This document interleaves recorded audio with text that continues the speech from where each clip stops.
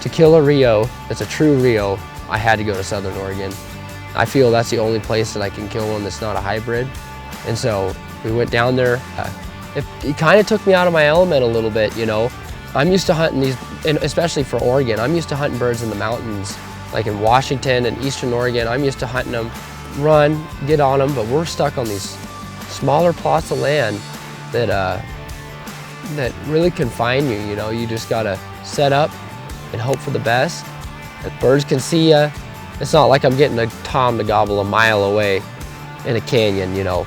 So getting outside, getting to see stuff like this, getting to see swamps of Florida, getting to see hardwoods of Tennessee, the mountains of Eastern Oregon, man, you can't beat that.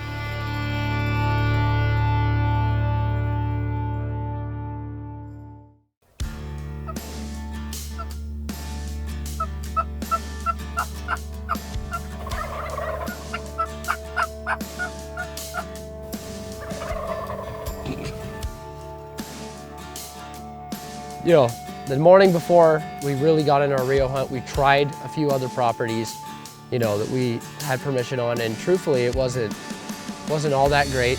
Birds weren't responding, but honestly, it wasn't the best setup. Well, not all plans exactly play out the way you want them to, even if the birds haven't been hunted, even everything. That first morning hunt, we pick up, go to the other side of the ranch. We're gonna go try it, get some birds struck up.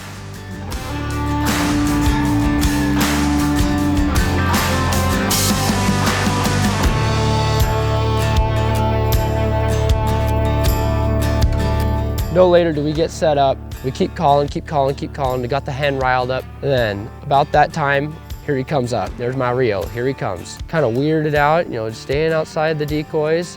Something's not right. I pick up my gun, it gets caught on the blind. The bird starts to fly. I totally missed. Absolutely heartbreaking. But that being said, we don't quit. And my friend Wyatt says, man, we got a property over here that's just supposed to be full of birds. You know, it's first time hunting it, first time trying it. I wanted to be right in the middle of their strut zone.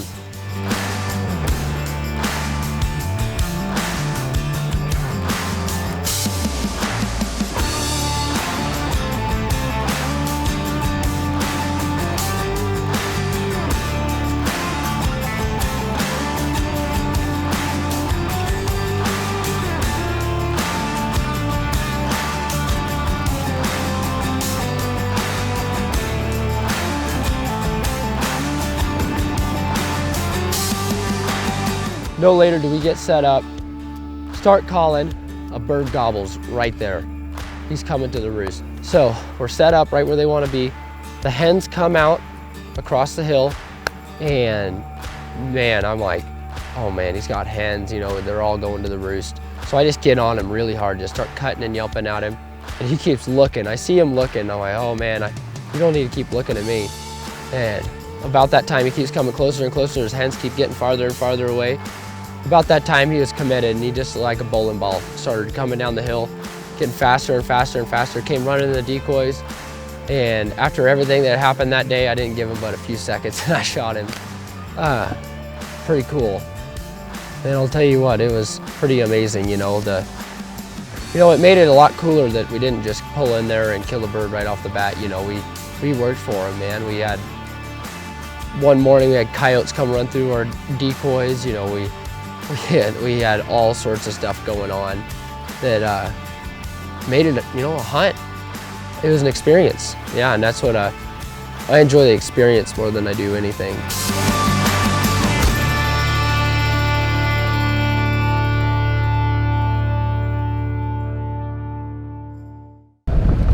One more step closer for man.